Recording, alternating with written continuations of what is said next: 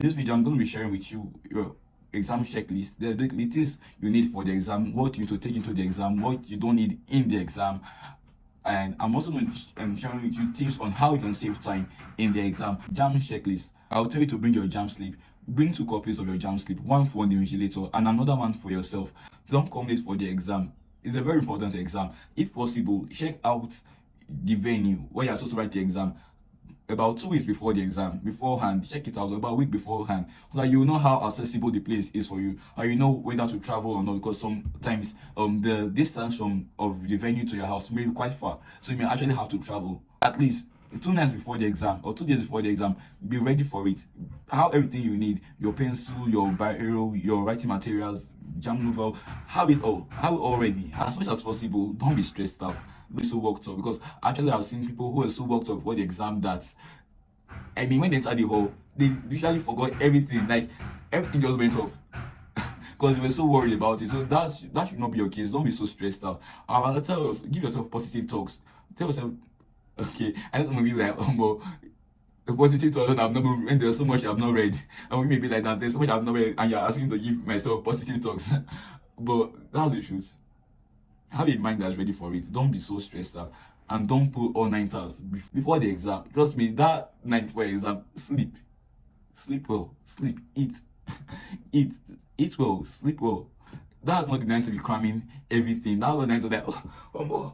That's to be like, whoa, there's so much I've not read. So there's so much I've not read. And I can just put everything inside my brain. It's everything that went inside your brain. Let me tell you, it's not everything that be tested on. That's one thing. And saying there's not everything that you recall. That's another thing.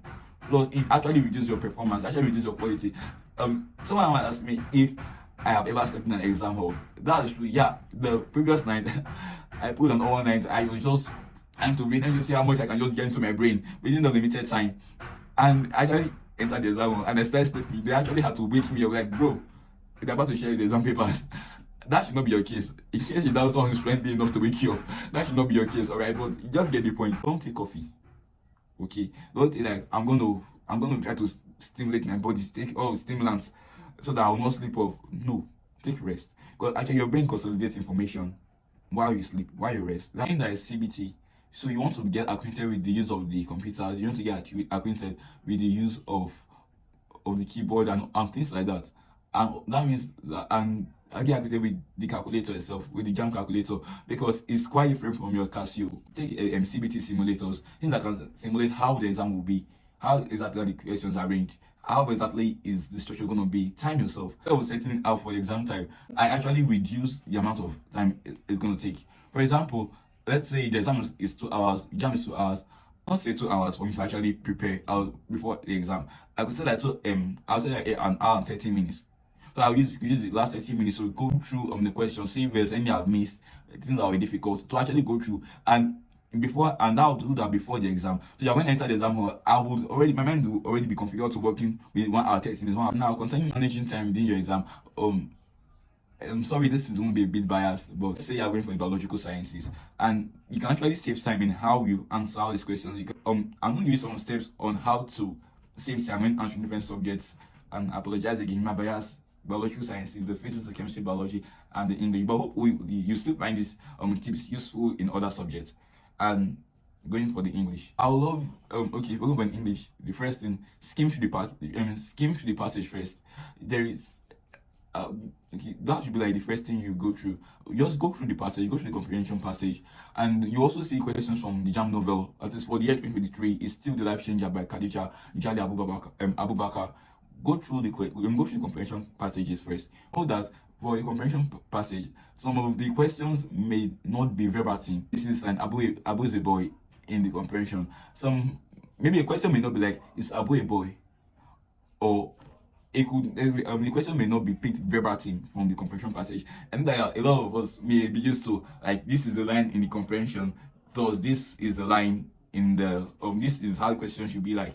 And the young question, the comprehension question may just be to just test how you understood the passage. What was the theme, what was the central theme in the passage. So the comprehension question may be like that. It may be obviously incorrect option. And because it's English, some people be like, how do I know which one is obviously incorrect? This is that through practice, through going through questions, through going through recommended textbooks, you just know that this option is not the correct one. So not the obviously incorrect options first. That should be the first thing you do when going through the other questions. Because and watch your timer. Don't be like, I'm just going to spend my time on English because it's 60 questions, thus I'm going to spend all my time on English. Don't be like that. Watch your timer. No. Okay, set allotted times for each section. For the English, for the physics, for the chemistry, for the biology, set allotted time for each section. And for the biology, you may be presented with diagrams. Some of your questions may contain diagrams. So understand the diagram. Is it the diagram of the alimentary system? Is it the diagram of the respiratory system? Understand the diagram. Understand what's it about. What are they trying to communicate? So, or what's the diagram trying to tell me? So understand, and then use mnemonics. Mnemonics basically they help you that like short forms or that shorthand forms of remembering things, of remembering information. So it will actually help you in memorizing some cycles, some Krebs cycle. Use mnemonics actually help you remember. It helps you remember a lot, a whole lot. And pay attention to keywords such as not and except. So it could say a question like which the following are part of the you say a question like which of the following is not part of the alimentary system, and then just because you're in a hurry, I just want to go through everything. You forget that it's actually a negative question in the sense that I tested on which is not part, which is not amongst all these options, which of them is not part. So you want to also pay attention to keywords such as not, such as except, and skip difficult questions. I know that some of you may be exam lords, some of you may be biology lords in quotes, but skip difficult questions first. You only have 2 hours. You only have just 2 hours to actually define maybe the next 1 year of your life. So when you answer biology questions, skip the difficult ones first. They're not calculations, so at least it should be easy. They're basically testing on what you know, what you can remember. Or if 2 options look a bit similar, don't spend your time trying to guess, is it A, is it B, is it B or C, is it C or D? Just go to the next question. Next question that you are clear on, go to the next one, start answering from there. For the chemistry, you know your periodic table, know the properties that occur across the groups, the properties that occur across the periods, elements within the same group. Just some information you just have in the back of your palm. Atomic mass, what's the name of this element, what's the symbol, just some basic information. You just have them in the back of your palm. Alright, it actually helps because you're not going to say periodic table. They're not going to give you like, okay, take periodic table, use this to answer the JAMB. These shortcut methods to help you solve numerical problems, especially in the area of stoichiometry. Now, stoichiometry is a wide area. Some students may actually have a bit of an issue with stoichiometry because of the calculations, but you have to use shortcut methods to go through it. It's not everything you may need to punch in the calculator or that's done on the screen. Sometimes you could just solve it out. And also skip the difficult questions. Skip questions that are difficult to you. You're not there to prove a point. Alright? Skip the ones that are difficult to you. Go to the next ones. Best when I was writing my second JAMB, I actually started with the questions I knew that I was like, I'm sure of this 90%. I'm 90% sure of this. So that's what you want to do. Alright? That's what you want to do because it's a better practice than having to spend your time going through the difficult questions and then to the next subject, which is the physics. And to save time when going through physics questions, understand the formula, understand the question you have been tested on, understand the formula, understand how you are supposed to apply this. For example, in formulas for motion, understand what the formula is tested on, or what the formula is testing. Understand the parameters that are given in the question, so you know which formula to apply. I said before, know some basic calculation tricks of hand. If you know you're not necessarily fast with the keyboard, you can just know some calculation tricks of head.